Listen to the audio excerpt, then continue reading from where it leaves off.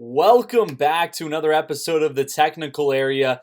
This time around, we've got the preview show, breaking down everything that's going to happen on Match Week 8, or what we're expecting is going to happen on Match Week 8, breaking down all the matchups. Really, everything to know about Match Week 8 is going to be right here. We're going to give you everything you need to know, who we think is going to win, why we think that. So, without further ado, let's get right into it and start on Saturday, where we have Tottenham taking on Brighton at Brighton. Tottenham's in 6th place right now. Brighton in 16th. This will be the 7:30 a.m. game over here on the East Coast in America, and it will be the 12:30 game over on the west or over in England. So with that, let's break it down a little bit. Tottenham are 14-8-6 all time versus Brighton, 3-1-0 versus Brighton since Brighton made their return to the Premier League. A couple more stats on the matchup. Tottenham have only lost one of their last 11 matches versus Brighton. 2 wins last year. Only loss was at Brighton though, so something to look at there. Some injury news and suspension news. Obviously, Serge Aurier will not be available for Tottenham, as well as Lo Celso, among a couple others who are still out. Serge Aurier got the red card versus Southampton last week. For Brighton, Leandro Trossard still out, it looks like. So, as I said last week, I'm really not even have to get in this one too much. He's the difference maker between Brighton being a team that can score a couple goals and really upset a team like Tottenham, and them not being able to do so. Just taking a look at Brighton's last 5 matches, they have failed to score in every single one of them but one. That was their draw at Burnley a few weeks ago. So not looking great for them to score any goals against Tottenham, even though Tottenham have been a bit in shambles recently. I still think they have enough in the tank to get this done at Brighton in a game that they should definitely win. So with that, I'm going with a Tottenham win. I think they will pull this one out. I think it'll probably be a bigger deficit than 2-1, or a 1-goal deficit in any manner. I think, again, I don't think Brighton scores any goals, and I think Tottenham get the win pretty easily. Moving on now to the 10 a.m. slate of games, 10 a.m. Eastern Time, 3 p.m. over in England. Aston Villa at Norwich City is your first matchup here that we are going to break down. That's 17th place Norwich City hosting 18th place Aston Villa. Norwich have won the last 3 matches versus Aston Villa. They've pretty consistently played each other. For a while, the last time these two teams drew against each other was in 2012. So 12 matches. It's either been a win for either side in this matchup. Each team's 5-5-0 in their last 10 matches versus each other. So pretty even all the way through here. Both teams have scored in each of their last 4 matches against each other. So not any new injury news, really, and suspension news to talk about in this one. Norwich hasn't been great recently. They haven't scored in the last 2 games, 2-0 losses at Burnley and at Crystal Palace, but they return home where they took on Man City and beat Man City 3-2. That'll definitely help them. In terms of Aston Villa, they've been kind of up and down in their last 5 matches. It's been win, loss, draw, loss, draw. So, getting points and not getting points here and there. Their 2 losses were at Crystal Palace and at Arsenal. Every other game was at home, so definitely something to look at there as well. Breaking it down, I think due to the fact that Norwich is not playing very well recently. They haven't scored in their last 2 matches, and let's be quite honest here, Burnley and Crystal Palace are not Man City. They should be able to score against them whether they're on the road or at home. Aston Villa, also not Man City. I think that in this one, we get a draw in this one. I think Aston Villa probably put a goal or 2 in the net, and Norwich City will be able to get back on the score sheet for the first time in a few weeks and match whatever Aston Villa does. We get a draw out of this one. for a matchup between two teams who are near the bottom of the table. Moving on now, Sheffield United, who's in 12th place, traveling to Watford, who is in last place. Watford still yet to win a game. This is, again, another 10 a.m. Eastern Time, 3 p.m. over in England game. Watford still yet to win a game. Just breaking it down a little bit. Sheffield United is 19, 11, and 13 all-time versus Watford. The last time these two teams played, though, was 2011.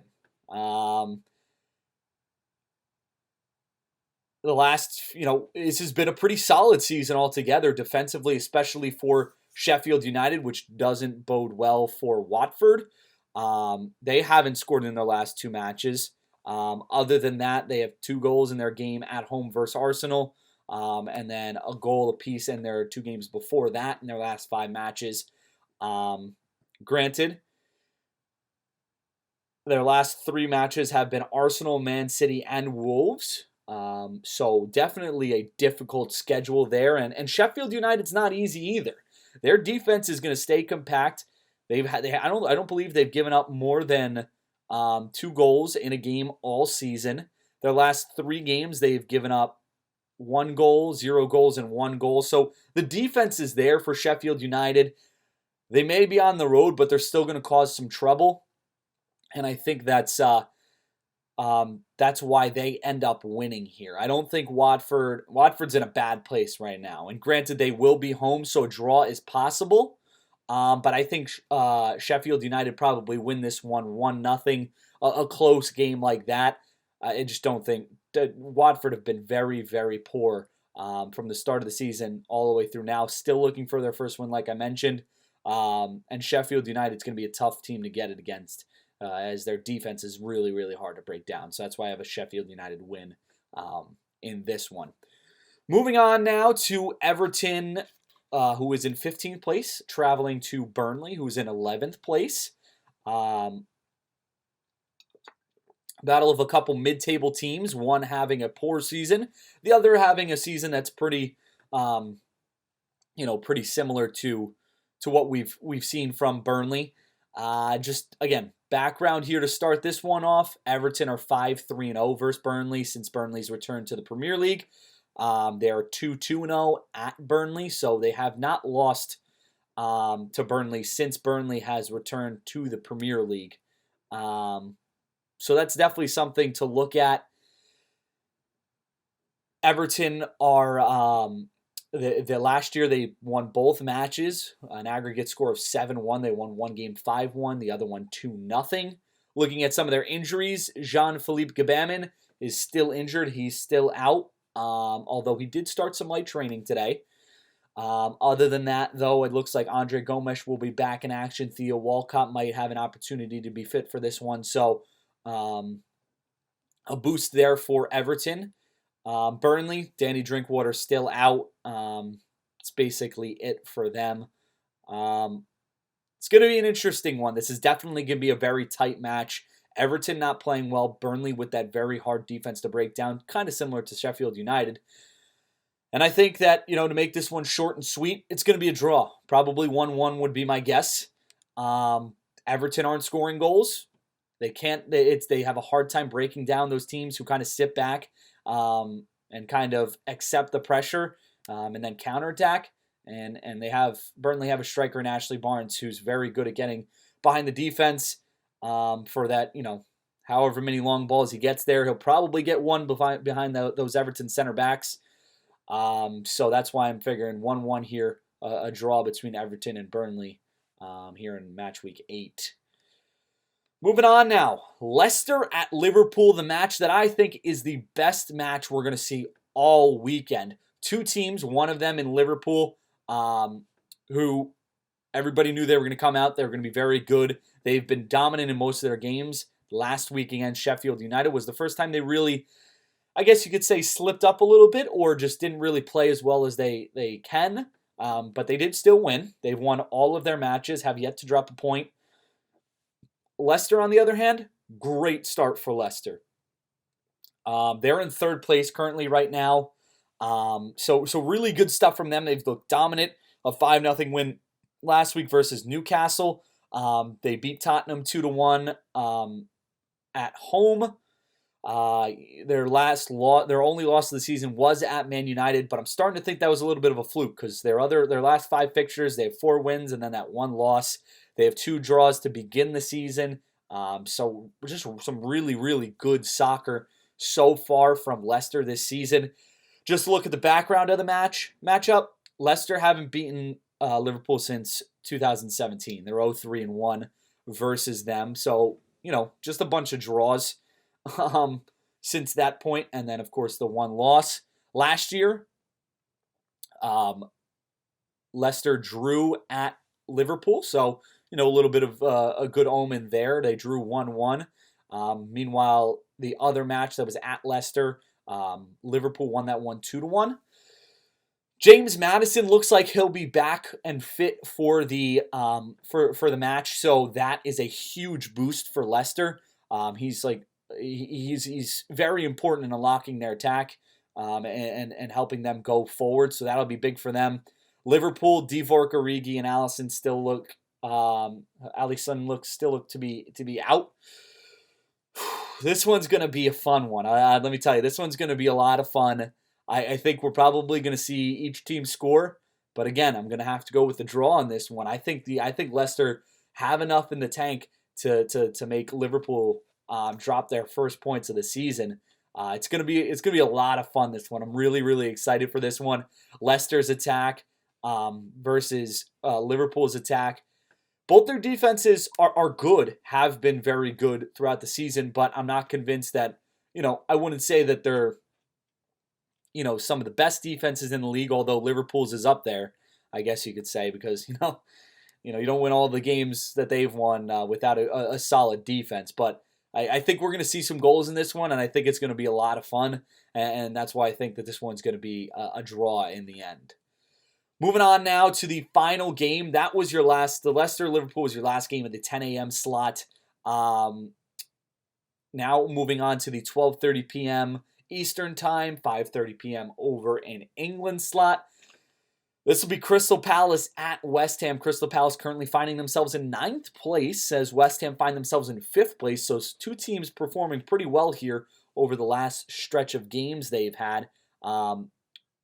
Just to give you a little idea of how Crystal Palace and West Ham have done, Crystal Palace is actually 3-1-1 in their last 5 matches, beating Man United at Man United, Aston Villa at home, and Norwich at home.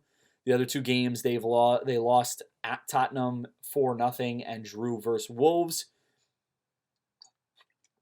Meanwhile, over at West Ham, their last 5 matches, it looks like they have 3 wins and 2 draws. So undefeated for West Ham in the last 5 matches. Really, really good stuff. I've really liked what I've seen from West Ham. It seems that they're starting to really figure things out. Yarmolenko and all are up there in the attack. The midfield looks good. The defense is keeping teams out of the net. They held Man United scoreless. They held Norwich and Aston Villa scoreless while, giving up a couple goals to Bournemouth and giving up a goal to Watford. The last, some history on this one. Crystal Palace last beat West Ham in 2015. That was at West Ham, so a good omen for them again. They beat them there at 3-1 last year. They drew at Crystal Palace 1-1, and Crystal Palace lost at West Ham 3-2. I think this West Ham team is better than it was last year. I think it's probably better than it has been in a while. Connor Wickham probably still out for Crystal Palace, it looks like. He hasn't been fit in a while and hasn't really been fit his entire career. So that'll be definitely, not that he plays too much, but it's always good to have him coming off the bench if needed to. So a little bit of a blow, but they've managed without him, clearly, the last 5 games. I think Crystal Palace, don't kill me for saying this, I think that their 9th place in the table right now is a bit of a fluke. They've played some easy teams. They've beaten Norwich and Aston Villa, teams that they probably should beat. They drew versus Wolves, who has not been good this year. Man United winning at Man United was a great win for them, first time in 20 years. But they've also lost at Tottenham in the last 5 fixtures 4-0, as I've mentioned. I think West Ham win this one purely because I think West Ham's good. I think West Ham is a pretty good team, a solid team there. They've shown it. They've shown that they can score the goals and they've shown that they can defend. Seems that they're pretty organized from back to front. And I just think that they go out there and they win this one at home over Crystal Palace. Moving on to Sunday's games now. The first one, we got 3 9 a.m. games here. 9 a.m. Eastern Time, 2 p.m. over in England. The first one, Chelsea versus Southampton. Chelsea currently find themselves in 7th place. Southampton, who will be hosting this game, find themselves in 14th place.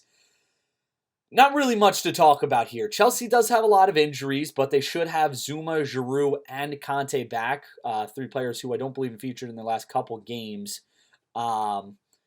But if you look at the history, Chelsea are 7-1-0 in their last 8 matches versus Southampton. They only have 2 losses versus Southampton dating back to 2022, or 2002. That's 22 matches, only 2 losses. So, I'm going to make this one quick and easy. Chelsea win this one. I think that they're starting to find a groove here, starting to figure things out a little bit. And I think they come out and they grab a win in this one and start moving up the table a little bit more. Another 9 a.m. game, Wolves at Man City. Wolves finding themselves in 13th place, moving up 6 places with their win at Watford. Man City find themselves in 2nd place. Again, another one of these situations where I'm going to make it quick and easy. Wolves lost their last 7 matches against Man City. They are 0-1-6, 6 losses, 1 draw, no wins. Man City's good. Wolves hasn't been very good. Their only win coming against Watford, a team who currently has no wins. So I'm going with the Manchester City win here. Really don't think, not even thinking twice about it. It's going to be a City win, and they'll probably win by, 2 or 3 goals. Moving on now to the final 9 a.m. Eastern Time game, 2 p.m. over in England. Bournemouth at Arsenal. Bournemouth currently finding themselves in 8th place. Arsenal in 4th place. A little lopsided all time. These 2 teams have only faced off 9 times. Arsenal are 7-1-1 versus Bournemouth. In their history, their 1 loss came January of 2018. They lost 2-1. So pretty recently. Bournemouth have a host of injuries who they haven't played with all season. So that's not really an issue. Lacazette still looks like he's going to be out for this one. This one's a tough one. This one's a really tough one because Bournemouth could show up. They could play some really good defense. And Arsenal haven't been great recently. So it's a tough one. I don't really know where to go here. I don't think Bournemouth win this match purely because I think because Arsenal's at home, and I think Arsenal probably show up and they play decently well enough. I think their attack is probably too good to not score any goals or to lose to Bournemouth. I'm between a draw and a win, Arsenal win, but as I have here, I'm sticking with what I have written down. An Arsenal win, it will be close. But I think Arsenal win this one, pull it out. Probably 2-1 would be my guess. As they, pull out a close win here at home against a good Bournemouth team who's been very good recently. Moving on now to the final game on Sunday, the final game of the weekend. No Friday, no Monday matches this week, which is kind of weird to have, but still good. Man United, who's currently finding themselves in 10th place, dead mid-table, at traveling to Newcastle, who's currently finds himself in 19th place. History on this one, Man United are 6-2-2 in their last 10 versus Newcastle, but they did lose to Newcastle in February of 2018, 1-0, so again, pretty recently there. Newcastle really, other than that though, only have 3 wins dating back to 2002. 2 of them are at home, so again, good omen there. A lot of injury news for Man United. Bailey still out. Martial looks like he's going to be another week before he's able to be back. Pogba looks like he may be out. Shaw looks like he may be out. Phil Jones